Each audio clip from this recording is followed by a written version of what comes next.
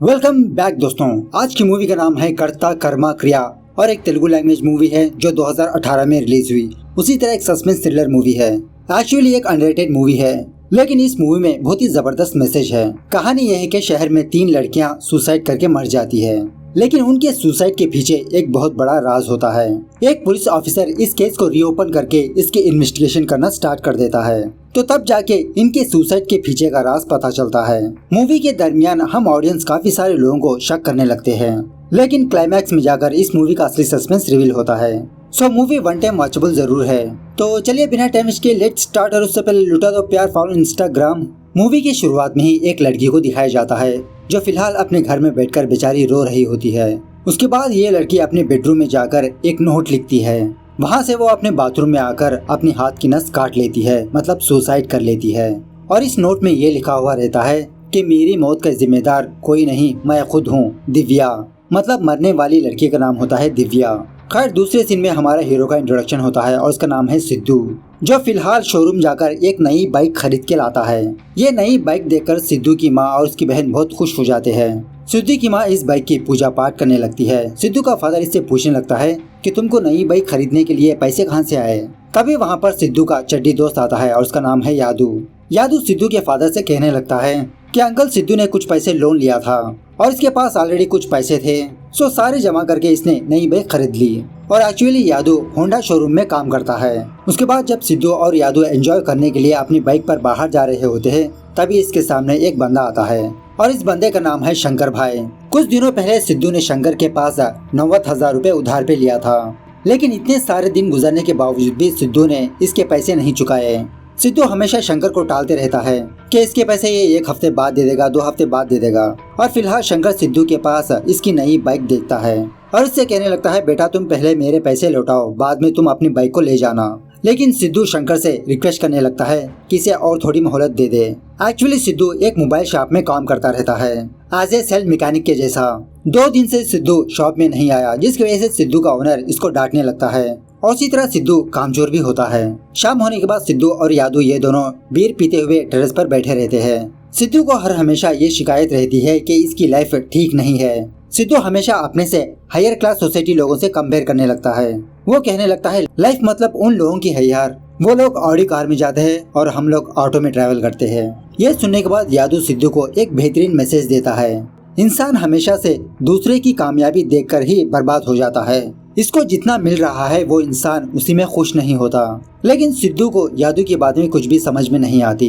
वो दूसरे दिन शॉप जाकर अपने लाइफ के बारे में ही सोचते रहता है। सिद्धू को बिना काम करता हुआ देखकर इसका ओनर सिद्धू के पास आकर इसे डांटने लगता है, अगर तुम कुछ सेल रिपेयर करोगे तो मुझे कुछ पैसे आएंगे, तुम्हारी जिंदगी ठीक होगी। खैर इसका ओनर बाहर जाने के बाद यादू सिद्धू के पास आता है और जैसा मैंने पहले कहा था कि यादू एक शोरूम में काम करता है और कल इनके शोरूम में एक नई बाइक लॉन्च होने वाली है। और इसी ओकेशन पर शोरूम वालों ने एक लकी ड्रॉ को निकाला है और यादू सिद्धू से वादा करने लगता है कि वो लकी नंबर तुम्हारा ही होगा, तुम कल टाइम पे शोरूम पहुंच जाना। ऐसा कहते हुए यादू सिद्धू के पास से 500 रुपए निकाल के ले जाता है। खैर दूसरे दिन सिद्धू उसी तरह से यादू के शोरूम जाता है। वहाँ पर सिद्धू एक लड़की को देखता है और उसका नाम है मैत्री। मैत्री को देखते ही सिद्धू को पहली नजर में प्यार हो जाता है, लेकिन जिस काम से सिद्धू यहाँ पर आता है वो नहीं होता। मतलब वो प्राइस सिद्धू को मिलने के बजाय किसी और को मिलता है, जिसकी वजह से सिद्धू यादू पर बहुत गुस्सा होने लगता है। एक्चुअली मैत्री भी इसी शोरूम में काम करती है। खैर दूसरे सीन में कल्याणी नाम की एक लड़की को दिखाया जाता है जो सॉफ्टवेयर कंपनी में जॉब करती रहती है। तभी कल्याणी को एक प्राइवेट नंबर से कॉल आता है। उसके बाद शायद कल्याणी को एक वीडियो आता है। यह वीडियो देखकर बेचारी कल्याणी रोने लगती है। दूसरे दिन सिद्धू मैत्री को देखने के लिए फिर से शोरूम जाता है। जब मैत्री इसके सामने आती है तो सिद्धू बाइक लेने का बहाना बनाता है, तो मैत्री सिद्धू को बाइक के डिटेल्स बताने लगती है। तो उसी तरह से हर रोज सिद्धू मैत्री को देखने के लिए शोरूम आते रहता है। अब चूंकि मैत्री यादू की फ्रेंड होती है, उसकी कोलीग होती है, तो सिद्धू से इंट्रोडक्शन करवाता है। धीरे धीरे ये तीनों बहुत अच्छे फ्रेंड्स बन जाते हैं, बाहर घूमने के लिए जाते हैं। और कुछ दिनों बाद सिद्धू यादू को साइड में हटाकर मैत्री से मिलने लगता है। देखते ही देखते इन दोनों के बीच बहुत अच्छी फ्रेंडशिप हो जाती है। खैर दूसरे सीन में महालक्ष्मी नाम की एक हाउसवाइफ को दिखाया जाता है और तभी महालक्ष्मी को एक प्राइवेट नंबर से कॉल आता है। कॉल में बात करने वाला महालक्ष्मी को उसे एक वीडियो सेंड करता है। वो वीडियो देखने के बाद महालक्ष्मी भी बहुत रोने लगती है और कॉल करने वाले से रिक्वेस्ट करने लगती है इस तरफ सिद्धू मन लगाकर काम करने लगता है और एक दिन सिद्धू और यादू शंकर के पास आकर सूद समेत उसके पैसे वापस कर देते हैं। इस तरफ मैत्री एक दिन आनंद नाम के एक डॉक्टर से जा मिलती है। मैत्री आनंद से कहने लगती है, प्लीज तुम्हें कुछ इन्फॉर्मेशन पता चले तो मुझे इन्फॉर्म करना जरूर। और दिखने में ऐसा लगता है कि मैत्री किसी की तलाश में है। और कुछ बातें करने के बाद जब मैत्री और आनंद हॉस्पिटल से बाहर आते हैं तभी उसी रास्ते से सिद्धू और यादू गुजर रहे होते हैं। सिद्धू मैत्री को देख लेता है और ये अपने आप में सोचने लगता है कि मैत्री के साथ वो बंदा कौन था, क्या मैत्री उससे प्यार करती है। और सिद्धू डिसाइड हो जाता है कि ये फौरन मैत्री को प्रपोज करेगा। खैर दूसरे दिन सिद्धू ये देखता है कि मैत्री कुछ लोगों के पास जाकर कुछ पूछताछ कर रही होती है। तो सिद्धू को कुछ भी समझ में नहीं आता, वो मैत्री को फॉलो करने लगता है। इसी दरमियान में मैत्री किसी बूढ़े आदमी के घर में जाती है और ये बूढ़ा आदमी भी मैत्री से यही कहने लगता है कि मैंने अपनी साइड से सारी कोशिश की बेटा, लेकिन मुझे कोई इन्फॉर्मेशन नहीं मिली। अगर मुझे कुछ पता चलेगा तो मैं तुम्हें इन्फॉर्म करूंगा। इस तरफ सिद्धू रेडी होता है कि वो मैत्री को प्रपोज करेगा। और जब मैत्री उस घर से बाहर आती है तभी दो लोग बाइक पर आकर मैत्री के गले में की चैन छीन के भागने लगते हैं। तो ऑफकोर्स अपोजिट साइड में सिद्धू होता है। सिद्धू इन दोनों को रोकने लगता है। इसी दरमियान में इन तीनों के बीच बहुत हाथापाई होती है। उसके बाद वो दोनों वहाँ से भाग जाते हैं। सिद्धू को यहाँ पर देखकर मैत्री सिद्धू से पूछने लगती है, तुम यहाँ पर क्या कर रहे हो, क्या तुम मुझे फॉलो कर रहे हो? लेकिन सिद्धू बहाना बनाने लगता है। खैर अपने घर आने के बाद मैत्री संडे फंडे का टी शर्ट पहनकर सिद्धू के बारे में सोचने लगती है। और शाम होने के बाद मैत्री सिद्धू को कॉल करके किसी जगह पर मिलने के लिए बुलाती है। सिद्धू समझने लगता है कि शायद मैत्री भी इससे प्यार करती है। दूसरे दिन उसी तरह से सिद्धू मैत्री से जा मिलता है। मैत्री सिद्धू से कहने लगती है, सिद्धू अब तक के तुम मेरे बेस्ट फ्रेंड रहे हो, अब तक मैंने ये बात किसी से शेयर नहीं की और मैं तुमसे शेयर करने वाली हूँ। और सिद्धू मुझे तुम्हारी हेल्प चाहिए। ऐसा कहते हुए मैत्री दिव्या की फोटो दिखाकर कहने लगती है कि ये मेरी बहन है। 2 महीने पहले मेरी बहन सुसाइड करके मर गई। दिव्या की फोटो देखकर सिद्धू फ्लैशबैक में जाने लगता है। एक दिन सिद्धू और यादू ये दोनों सिद्धू के शॉप में थे, तभी वहाँ पर दिव्या आती है। इतनी हॉट लड़की देखने के बाद इन दोनों के लाले टपकने लगते हैं। और एक्चुअली दिव्या का फोन खराब हो चुका होता है, इसीलिए दिव्या अपना फोन लेकर सिद्धू के शॉप आती है। जब सिद्धू दिव्या के फोन को ओपन करता है तो इसमें कुछ फोटोग्राफ्स और वीडियोस होते हैं और इन्हीं वीडियोस में से कुछ सेल्फ रिकॉर्डेड रोमांटिक वीडियोस भी होते हैं जहां पर दिव्या और आनंद ये दोनों कांड कर रहे थे। ये वीडियोस देखने के बाद यादू सिद्धू से कहने लगता है, अरे यार क्या मस्त वीडियो है, अगर ये वीडियो यूट्यूब में पब्लिश कर दिया जाए तो व्यूज की बौछार हो जाएगी। लेकिन सिद्धू यादू को चुप करने के लिए कहता है। तभी अपना फोन लेने के लिए दिव्या वहाँ पर आती है। सिद्धू दिव्या का फोन रिपेयर करके उसे वापस दे देता है। लेकिन प्रेजेंट डे पर सिद्धू ये बात मैत्री से शेयर नहीं करता। मैत्री सिद्धू से कहने लगती है कि मेरी बहन इतनी कायर नहीं है कि वो सुसाइड कर ले। पुलिस ने भी मेरी बहन का केस क्लोज कर दिया, लेकिन मुझे पता है कि मेरी बहन सुसाइड करने के पीछे एक बहुत बड़ा राज है और उसी राज को फाइंड आउट करने के लिए मैं यहाँ पर आई हूँ। और सिद्धू इसमें मुझे तुम्हारी हेल्प चाहिए। यह जान लेने के बाद सिद्धू का शक 2 लोगों पर जाता है। एक है अपना दोस्त यादू और दूसरा है वो डॉक्टर आनंद। खैर उसी दिन शाम सिद्धू यादू को दिव्या के बारे में बताने लगता है कि जिस दिन हमने जिस लड़की की वीडियोस देखी थी वो और कोई नहीं मैत्री की बहन है और दिव्या अब इस दुनिया में नहीं रही, वो सुसाइड कर चुकी है। यह सुनने के बाद यादू भी शॉक में रह जाता है और सिद्धू को समझाने लगता है कि तुम मैत्री से इस बारे में जिक्र मत करो और जितना हो सके तुम मैत्री से दूर रहो। दिव्या तुम्हारे शॉप आई थी, ये बात पुलिस को पता चलेगी तो हमारी तो खैर नहीं, हमारी जिंदगी ही बर्बाद हो जाएगी। लेकिन तभी मैत्री सिद्धू को कॉल करके दूसरे दिन मिलने के लिए बुलाती है। दूसरे सीन में एक बंदे का इंट्रोडक्शन होता है और उसका नाम है रवि, जो सीबीआई ऑफिसर होता है। रवि का हायर ऑफिसर रवि को अपने पास बुलाकर कहने लगता है कि रिसेंटली शहर में 3 लड़कियां सुसाइड करके मर गई, दिव्या, महालक्ष्मी, कल्याणी। ऑफिशियल से इनका केस क्लोज हो चुका है, लेकिन मैं ये चाहता हूँ कि तुम इस केस को री इन्वेस्टिगेट करो। इन तीनों के मरने के पीछे कोई न कोई वजह जरूर होगी और ये तीनों लड़कियां मरने का पैटर्न भी सेम ही था और कल्प्रिट को पकड़कर फौरन इस केस को क्लोज करने के लिए कहता है। इस तरफ जब सिद्धू मैत्री से जा मिलता है तो मैत्री बचे 2 लड़कियों के बारे में बताने लगती है, महालक्ष्मी और कल्याणी। वो 2 लड़कियां भी इसी तरह से सुसाइड करके मर गई और ये बात मैत्री को इसके इन्वेस्टिगेशन में पता चली। इस तरफ रवि अपने इन्वेस्टिगेशन को स्टार्ट कर देता है। अब चूंकि दिव्या पहले मरी थी तो रवि दिव्या से ही अपनी इन्वेस्टिगेशन स्टार्ट करने के लिए कहता है। इस तरफ दूसरे दिन मैत्री और सिद्धू ये दोनों आनंद से आ मिलते हैं। सिद्धू आनंद को देखकर पहचान लेता है कि उस वीडियो में दिव्या के साथ आनंद ही था, लेकिन ये बात सिद्धू मैत्री से भी शेयर नहीं करता। दिव्या मरने के बाद आनंद भी अपने तरीके से इन्वेस्टिगेशन की थी, लेकिन कोई फर्क नहीं पड़ा। तो मैत्री ये सोचने लगती है कि ये फिर से पुलिस के पास जाकर अपने बहन की केस को रीओपन करने के लिए कहेगी। यह सुनने के बाद आनंद मैत्री को मना कर देता है। इस केस को खुद ही से ही सॉल्व करने के लिए कहता है। दूसरे दिन रवि मैत्री से जा मिलता है दिव्या के बारे में पूछने के लिए। रवि को यहाँ पर देखकर मैत्री शॉक में रह जाती है और रवि से पूछने लगती है कि मेरी बहन का केस कब रीओपन किया। रवि कहने लगता है कि एक अनऑफिशियल इन्वेस्टिगेशन है और इसमें मैत्री का साथ देने के लिए कहता है। तभी वहाँ पर मैत्री से मिलने के लिए सिद्धू आता है। मैत्री सिद्धू को रवि से मिलवाती है, उसके बारे में बताती है कि एक सेल पॉइंट में काम करता है। वहाँ से रवि आनंद के पास आता है और आनंद की बातों से रवि को ये बात पता चलती है कि आनंद दिव्या को 3 सालों से जानता है। ये दोनों किसी इवेंट में मिले थे, उसके बाद ये दोनों दोस्त हुए और इसी तरह ये दोनों एक दूसरे से शादी भी करने वाले थे। लेकिन इसी दरमियान में दिव्या की मौत हो गई। रवि आनंद से दिव्या की मरने की वजह पूछने लगता है तो आनंद को भी कुछ भी पता नहीं था। इन दोनों के बीच सारा सब कुछ सही से ही चल रहा था। खैर उसके बाद रवि महालक्ष्मी के हस्बैंड से जा मिलता है और इससे पूछने लगता है कि महालक्ष्मी मरने के बाद आपने पुलिस में कंप्लेंट क्यों नहीं की। इसका हस्बैंड बताने लगता है कि महालक्ष्मी को बहुत ही दिनों से पेट में दर्द था और शायद उसी दर्द को बर्दाश्त ना करते हुए महालक्ष्मी ने सुसाइड कर लिया होगा, इसीलिए महालक्ष्मी के हस्बैंड ने पुलिस में कंप्लेंट नहीं की। वहाँ से रवि कल्याणी के ऑफिस जाता है उसके बॉस से बात करने के लिए। तो यहाँ पर भी पूछताछ करने पर रवि को कुछ ज्यादा इन्फॉर्मेशन नहीं मिलती। वो कल्याणी की पर्सनल डिटेल्स लेके वहाँ से चला जाता है। खैर दूसरे दिन मैत्री सिद्धू से मिलकर अपने फैमिली के बारे में बताने लगती है। गांव में मैत्री और दिव्या ये दोनों अपने फादर के साथ हंसी खुशी अपनी जिंदगी गुजार रहे थे।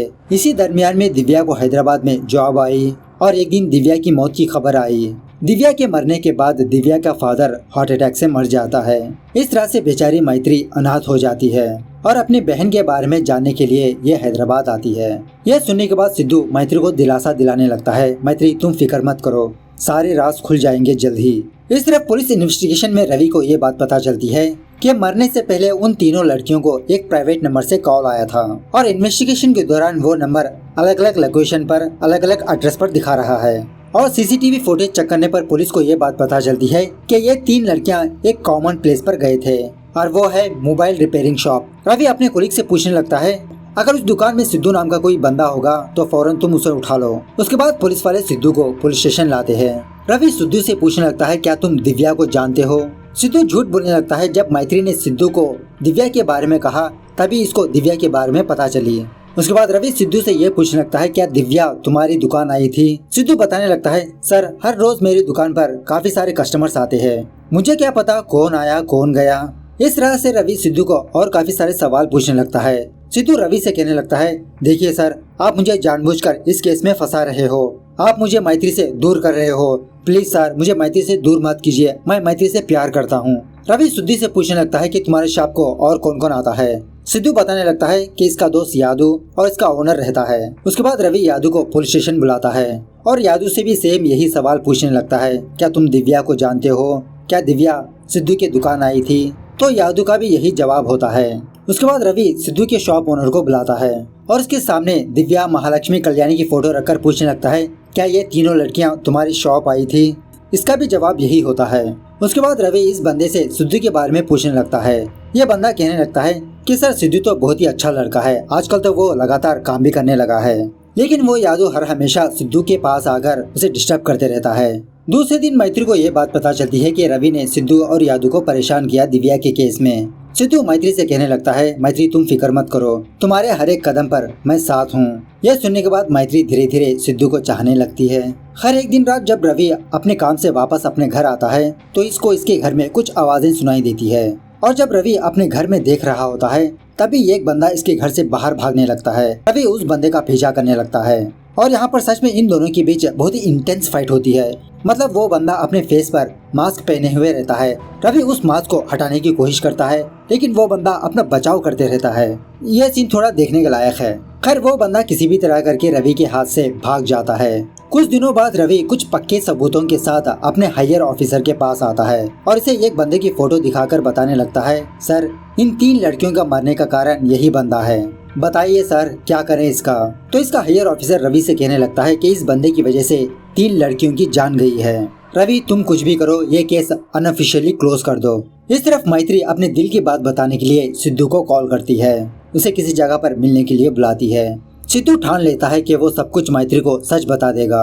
कि दिव्या इसके शॉप आई थी और दिव्या के फोन में इसने कुछ वीडियोस देखा था और वो भी आनंद के साथ। और जब सिद्धू मैत्री के सामने जाता है तो मैत्री सिद्धू को फायर कर देती है, उसके सीने में गोली चला देती है। सीन फिर से फ्लैशबैक में जाने लगता है, मतलब कुछ घंटों पहले जब मैत्री सिद्धू से मिलने के लिए रेडी हो रही होती है, तभी रवि मैत्री को कॉल करके पुलिस स्टेशन बुलाता है। यहाँ आने के बाद रवि मैत्री से कहने लगता है कि तुम्हारी बहन का मौत के जिम्मेदार और कोई नहीं, तुम जिससे प्यार करती हो सिद्धू वही है। और जो कुछ हुआ रवि मैत्री को बताने लगता है कि एक दिन दिव्या का फोन अचानक से ऑफ हो गया था। वो अपना फोन लेकर सिद्धू की दुकान आई थी। सिद्धू दिव्या के फोन में दिव्या के कुछ पर्सनल वीडियोस देखा था। जब दिव्या अपना फोन लेके चली जाती है तो सिद्धू वो सारा डेटा फिर से रिकवर करता है। और उस वक्त दुकान में यादू और उसका शॉप का ओनर नहीं था।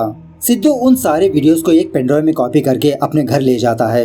ये वीडियोस देखकर सिद्धू के मन में लालच भर आता है, पैसों का लालच, और ये दिव्या को ब्लैकमेल करने का सोचता है। सो पहले सिद्धू 2 सॉफ्टवेयर को इंस्टॉल करता है। एक है प्राइवेट नंबर से कॉल करने का, दूसरा है वॉइस चेंजर। तो सिद्धू फौरन दिव्या को प्राइवेट नंबर से कॉल करके उसकी पर्सनल वीडियो सेंड करता है और दिव्या से 1 लाख रुपए की डिमांड करता है, वरना सिद्धू दिव्या की वीडियोस सोशल मीडिया में पब्लिश कर देगा। यह जानने के बाद दिव्या फौरन आनंद को कॉल करती है, लेकिन उस वक्त आनंद किसी क्लाइंट के साथ मीटिंग में था। सो दिव्या के पास और कोई ऑप्शन नहीं था। दिव्या 1 लाख रुपए लेकर सिद्धू के बताए हुए प्लेस पर जाती है, वहाँ पर रख देती है। तो वहीं पर सिद्धू दिव्या पर नजरें रखे हुए रहता है। जब तक तुम घर जाओगी वहाँ पर तुम्हारे वीडियोस होंगे। तो दिव्या वहाँ पर पैसे रखने के बाद फौरन अपने घर जाती है। तो वहाँ पर गेट के ऊपर एक पेनड्राइव होता है। उस पेनड्राइव में दिव्या के सारे वीडियोस होते हैं। फौरन दिव्या इन सारे वीडियोस को डिलीट कर देती है, लेकिन दिव्या को अभी भी शक होता है कि इसकी वीडियोस अभी भी उस ब्लैकमेलर के पास होंगे।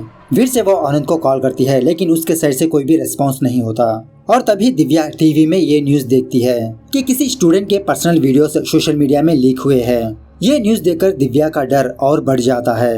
दिव्या सोचने लगती है कि आज या कल इसी तरह से इसकी भी न्यूज आएगी। सो बेचारी दिव्या किसी को ना बताते हुए सुसाइड कर लेती है। दिव्या सुसाइड कर चुकी है ये बात सिद्धू को पता नहीं होती।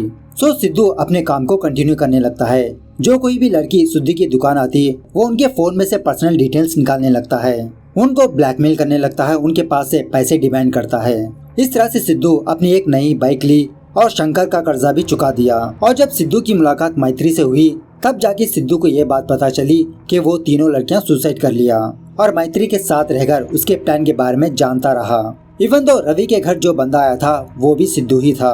अपने खिलाफ जो सारे सबूत थे वो मिटाने के लिए रवि के घर आया था।